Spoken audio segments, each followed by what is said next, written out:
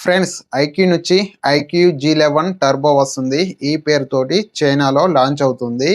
ఇండియాకి IQ G11 పేరుతో వస్తుంది. ఈ ఫోన్లో రెండే highlight, battery and processor.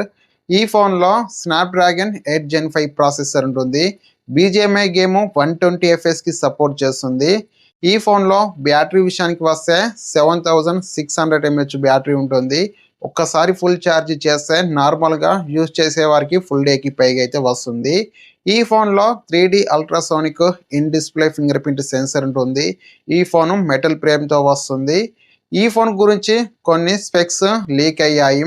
IQ G11 turbo అంటే ఐక్యూ G11 స్పెసిఫికేషన్స్ చూసుకుంటే 6.59 ఇంచ్ డిస్ప్లే సైజ్ ఉంటుంది. 1.5K resolution, LTPS OLED display, 144 Hz refresh rate, Snapdragon 8 Gen 5 processor, LPDDR5X RAM, UFS 4.1తో వస్తుంది. Back side 200 megapixel main camera. ఇది ఏ సెన్సర్తో తీసుకొస్తున్నారు అనేది ఎలాంటి information లేదు. 8 megapixel camera, 32 megapixel front camera, 7600 mAh battery, 120 watt fast charging, water and dust IP68 IP69 రేటింగ్తో వస్తుంది.